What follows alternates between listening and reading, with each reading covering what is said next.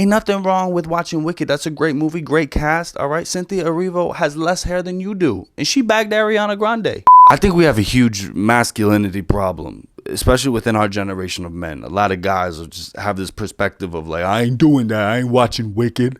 I ain't watching Wicked. What do I look like?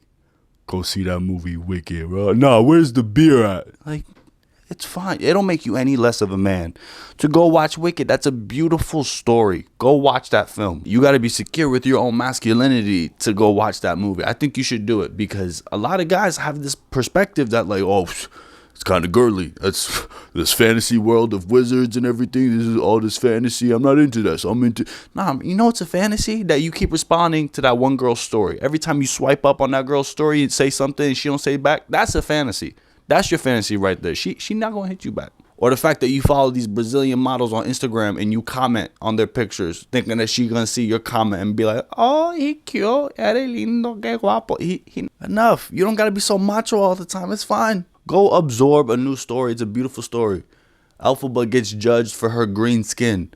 Okay? If you're anything other than white, you know what that feels like. You're already relating to the main character. Haven't even stepped foot in the theater yet.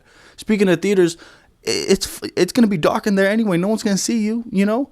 Men in the 70s used to go to movie theaters for much worse than Wicked. You know what I'm saying? They used to go to these in Times Square. They used to go to those movie theaters there, and they used to be they did something other than watching, and then they went back home to their wives. Okay? So, if they could do that, you can go see Wicked. It's fine. I had to persuade my group of guy friends to enjoy Wicked. I had to trick them at first cuz I live here in New York. And so they had the musical on Broadway, which I had already seen, loved it. And I said, you know what? I'm going to get my boys into this. Because that's how good it was. So they were hitting me up. They're like, yo, we're coming to New York. What we going to do? We're going to do some crazy shit in New York City. It's New York. Let's get it. Yeah, yeah. And I'm like, yeah, fellas. Yeah, hell yeah. We're going to tear it up. Yeah. First things first. Y'all ever seen Wicked? And they're like, no, what? I'm like, yeah, that's what we about to do.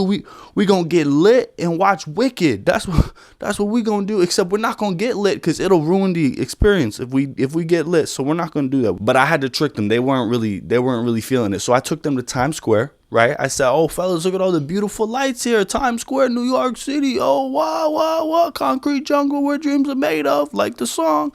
They were really hype, and I said, yo, what's up with this club over here, Gershwin Theater? Gershwin Theater is where they do the musical. So I said, yo, what's up with this club, Gershwin? Let's go check out Gersh. Check out the Gersh. It might be a VIP list. Let me go see if we can get in. So what I did is I had them stay right there, and I just went over to the booth, to the teller, and I said, hey, I got my tickets, 4 straight dudes for Wicked.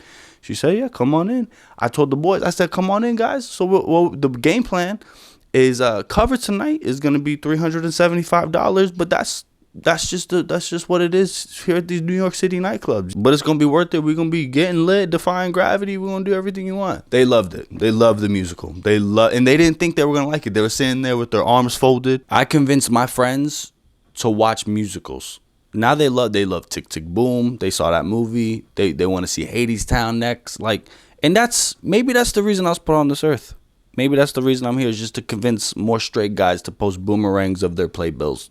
It's not corny to be into musical theater. It's a really beautiful art form. You know what's corny is when you go to a party or you go to a bar and you pull out your phone and you record the crowd of people like as a boomerang or like as a story video, and then you upload that being like, yeah, now they know.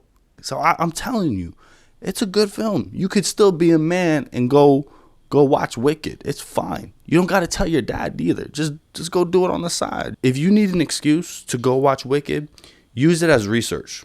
Go watch the movie, and the next time you're talking to a cute girl, she might say something like, yeah, me and my girlfriends, we saw that Wicked movie, dude. And you could immediately be like, oh yeah, Elphaba, that's my girl. I love Elphaba. And immediately there's a connection there. There's a connection there. Now she trusts you because she sees that, oh, he's a little sensitive. He's into the same stuff that I'm into. It's not an ick. Girls are not going to have an ick if you've seen the movie Wicked. Use it as strategy. That's my advice. That's what I would say you should do. Because I will tell you what, this is how you get a girl to like you. You have to, 1, be confident in who you are. Have confidence. And 2, you have to stand out. If you're like any other dude, girls get hit on by like so many guys. Like, you got to stand out amongst all these dudes. So how many guys have gone and see Wicked?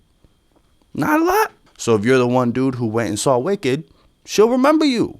And maybe she likes you the most. Use that movie to your advantage. You know what I'm saying? Go to the box office at your local movie theater and be like, yeah, I just need one ticket for Wicked. I'm just watching for research purposes. Because let me tell you something. When you're that guy who's trying to be masculine all the time, and it accumulates and it turns into toxic masculinity. And toxic masculinity is the number one cause of heart attack in your 50s.